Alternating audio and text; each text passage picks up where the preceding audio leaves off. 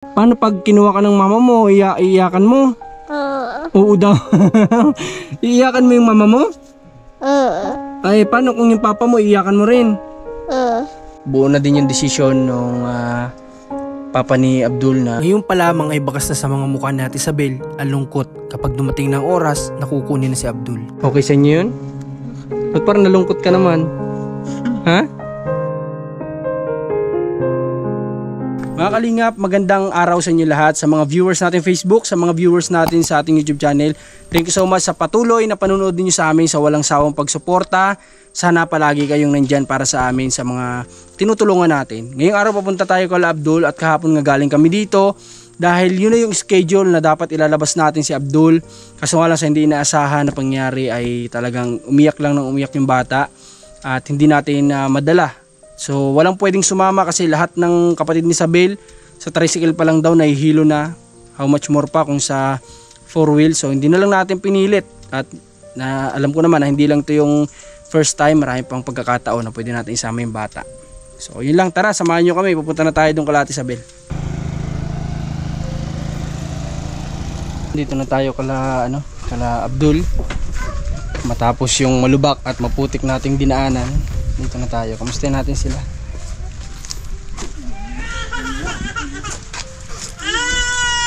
Isabel, kamusta po? Bakit naiyak? Ha? Giyak po si Abdul. Natatakot talaga si Abdul kaya hindi madadala sa talaga. Okay naman? Yung kapatid niyo po nakalis na. Nakalis na, okay. So mga kalingap, yung kapatid ni Isabel na tatay-tatayan po ni Abdul ay umalis na. Nakalis na ng Kapalongga, bumalik na sa trabaho. Nandito si Abdul. Okay. Abdul, kamusta ka na? Kamusta ka? Ha? Kamusta ka? May sakit ka ba? May sakit ka? Anong sakit mo? Ha? Wala ka naman yata sakit? Ha? Oh, may sakit ka ba? Wala. Tawa, niloloko mo lang naman ako ay. Wala ka naman talagang sakit. Ha? Oo? Siguro mga kalingap kung di may sa diet kahit siguro dito sa Kapalongga, madala si Abdul para kahit paano. Kaso nga lang, Ate Isabel, sino kaya yung pwedeng makasama kung dadalhin si Abdul sa sentro para pagupitan? Meron kaya? Kasi sa nabanggit mo yung mga nahihilo sa tricycle ay. Paano kaya? Sino kaya pwedeng makasama? Masama ka? May pwede kayang isama para maano si Abdul? Mapagupitan? Man lang? Baka po awan ko lang po kung sumama yung tito niyang isa. Doon kaya pwede kayong tito? Malapit ba siya doon? Opo. Po Hindi siya iiyak doon? Hindi. Nasama po yan. Sinasama po yan pag napunta ng school ay. Sinasama. Okay Abdul, yung tito mo na lang ha? Oo, para makapagupitan po ikaw at mainit ha? Ha? Sasama ka ha? Oo daw. Nasagot pa si Abdul. Kamusta ka naman po Ate Isabel? Okay lang po. Ha? Kamusta yung pakaramdam mo ngayon? Medyo okay na po kami kagaya ng nakaraan. Medyo malakas-lakas ka na kumbaga ngayon. Kamusta ang baby mo? Okay naman. Okay naman siya? Wala namang kahit anong nararamdaman? Wala naman. Mabuti naman. Kamusta yung niya, yung pagdididi niya? Ano ba siya? Bote o sa iyo? Sa bote. Ba't sa iyo hindi pwede? Hindi man po pwede. Minsan po pinapadede ko rin sa akin. Kaso hindi ko po siya pwedeng padidiin lagi sa akin at maalis po baga ako madalas. Ayaw mong masanay. Opo. Pag wala po kasing nag-iintindi. Baka pwede Ate Isabel, kumbaga hap-hap. Kalahati sa breastfeed, tapos sa bote, no? Iba pa rin kasi Ate Isabel kapag gatas ng magulang ay, no? Pero kumakain ka naman ng mga gulay, masusustansya? Nakakain. Mabuti, goods. Para kung ano kasi nakakain mo, yun din yung madidede niya, di ba? Kung ano yung masustansya nakakain mo, yun din yung masustansya ang madidede ng anak mo. Abdul, hindi ka naman maisama na ang iyakin ka naman. Ha? Bakit ka kasi iyakin? Ha? Paano pag kinuha ka ng mama mo, iyakan mo? Oo daw. Iiyakan mo yung mama mo? Ay, paano kung yung papa mo, iyakan mo rin? Ay, grabe naman yan. Lahat mo iiyakan sila? O sino yan? Sino yan? Ha? Nung nakaraan, takot ka naman dyan. Ah, hindi ka natakot? Oo. Sige daw, pasok daw Rans kung hindi takot. Sige daw, pasukin daw natin si Rans kung hindi takot. Oo. Papasok pa lang, natakbo ka naman ha. Ano, paano itong sugat niya Ate Isabel sa mata? Sa ano po? Parang wala ito nung pagpunta namin ah. Sa kuko niya? Sarili niya? Pag nag-arte po kasi lahat na lang kinakarmot. Kinakamot kapag nag-ano siya, nayayamot, parang ganon. Okay. Pati nga po buhok niya, kulang na lang burunutin. Bunutin na. Grabe naman. Grabe makapag magwala sa sarili. Grabe magwala sa sarili. So ganito po Ate Isabel, yung pong sinabi ko sa inyo na nakaraan, nakausap ko na po sila at sabi po nitong ayaw po kasi nila magpabanggit ng ano nila. So yun na lang, ganito na lang. Sila po ay ngayon ay naglilikom-likom sila sa yung grupo nila na nasa Middle East para kahit paano daw po ay makapagpaabot din sa inyo. No? Ate Isabel, para sa inyo, sa family mo. Tapos po, ang sabi po ay buo na din yung desisyon ng papa ni Abdul na plano niya po sana na mag-uwi. At kung hindi daw po papayag yung mama ni Abdul na kunin niya, susuportahan na lang daw. Pati daw kayo makakatanggap sa kanya. Okay sa inyo yun? Okay. Ba't parang nalungkot ka naman? Ha? Nalulungkot si Ate Isabel oh. Hindi naman Ate Isabel sa gusto na huwag mo po isipin na kami mismo yung naglalayo sa inyo kay Abdul ha? Kasi ano lang po, kumbaga ay inaano lang din namin yung magiging future ni Abdul, magiging buhay niya rin sa future. At nangako naman po yung tatay na pinaliwanag kasi namin na kayo talaga yung nagsakripisyo. Nangangako naman na magtutulong sa inyo. No? Ay, huwag ka na malungkot. Parang nalulungkot ka naman ay. Malungkot ka ba kung mawala na si Abdul dito? Para tuloy ako na konsensya. Ano ba yung pwedeng ang gawin natin dito para na konsensya tuloy ako ngayon? Ano bang pwede? Ako konsensya mga kalingap. Parang sa pakiramdam ko parang ako yung way na naglalayo dito kay ano. Hirap mag dito mga kalingap. Kasi ito lang naman yung nakikita ko para sa future sana ni Abdul. Yung mabigyan siya ng good life din. At ito rin sila Ate Isabel na malasakit, nag-alaga, nagmahal kay Abdul. So ano ba yung pwede natin dito? Ano ba yung pwedeng suggestion nyo? I-comment nyo nga sa baba para di tayo medyo nahirapan dito mag-ano. Although yung mga magulang ang magde-decide dito, pero yung nga lang para naaawa din ako kay Ate Isabel. Ano ba yung pwede? Hirap tuloy. Ano Abdul? Ang hirap naman ang sitwasyon mo. Ha? Paano pag kukunin ka ng mama mo? Kawawa naman sila Ate Isabel. Yan ang kukuha sa'yo. Yan yung kukuha sa'yo? Ha? Sabi mo kuya? Kuya? Oo, kuya ano? Okay. So, yun mga kalingap, ano na lang, tingnan lang natin kung ano yung pwedeng kahinat na nito. Basta buo na po yung desisyon ng papa ni Abdul kung ano yung plano niyang gawin na uwi nga po dito at suportahan din si Abdul. Pero yun nga lang si Ate Isabel yung nalulungkot dito. May gusto ko ba sabihin Ate Isabel? Ha? Wala kang gustong sabihin?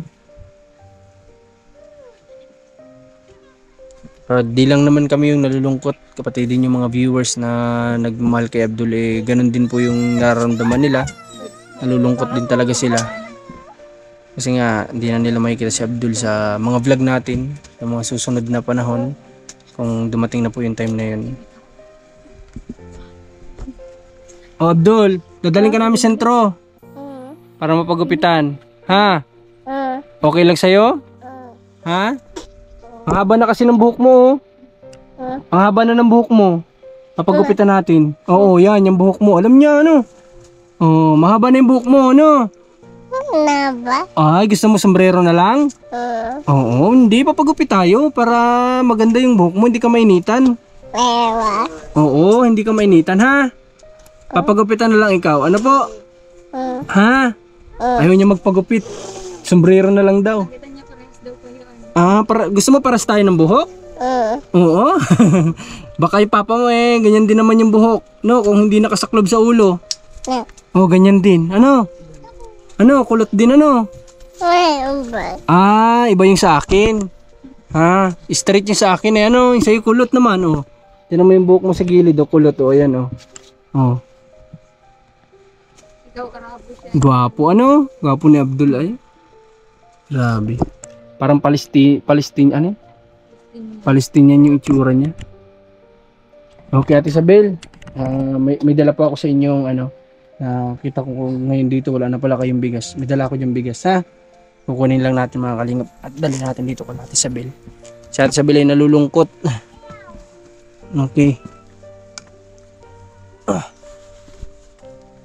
Yeah. Tara. Kunin natin yung bigas. Rans, saan bigas natin, Rans? Ha? Oh, sige. Bigyan natin yung ano. Bigyan natin yung ano kay Ate Isabel. Bigas. Pwede tayo dito sa sakong bigas. Dala na Rans para kay Ate Isabel. Sa ganun ay may alalay sa ano nila. May alalay para sa pagkain nila. Oo. Yan o. Sige, pasok mo Rans. Pasok mo. Kaya mo ba? Pasok. Kaya ano.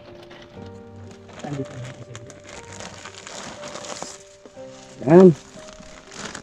Okay. Tama Rans. Makakit na rin ako dyan. Kaya tayo itong bahay natin sa Bill. Naglaba na pala sa Ate Isabel. Naglaba ka natin sa Bill? Binat yan. Ha? Naglaba ka na kaagad? Wala, bawal ka pa maglaba Ate Isabel. Wala bang kapatid na pwede maglaba?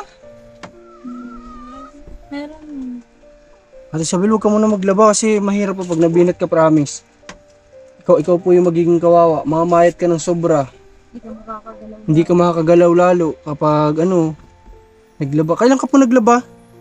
Nakarang araw po. Grabe. Huwag muna Ate Isabel. Kami nakikiusap sa iyo. Huwag ka muna maglaba. Ha? Nini, tulungan niyo muna si Ate Isabel sa mga labahin.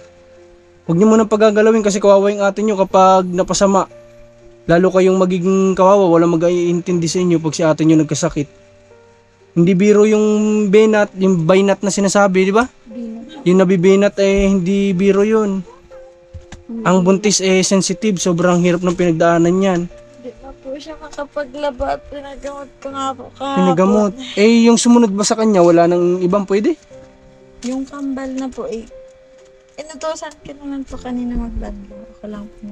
Ikaw nagsabon, pero kahit natin Isabel, malamig yun, malamigang ka. Huwag ka muna maglaba Ate Isabel, hanggat maaari po ay makiusap na lang sa bata. Ano? O baka may pwede diyang mautusan mo muna maglaba habang ikay ganyan. Ate Isabel, dyan mo, dagdag mo sa allowance niyo. Sige na, huwag ka na maya, tanggapin mo. At si Ate Isabel po, yan pag inaabutan ko ay halos ayaw tanggapin. At nahihiya po ay, pero okay lang yan para tulong din. At kahit pa paano naman po ay talagang solid din yung pagsuporta sa kanila ng mga viewers nila sa Facebook page natin. Talagang grabe yung suporta nila kay Abdul, kay Ate Isabel, pagmamahal nila kay Ate Isabel at kay Abdul simula't simula. Kaya andito po tayo, pinapatid namin kung ano po yung suporta, tulong na binibigyan nyo sa amin.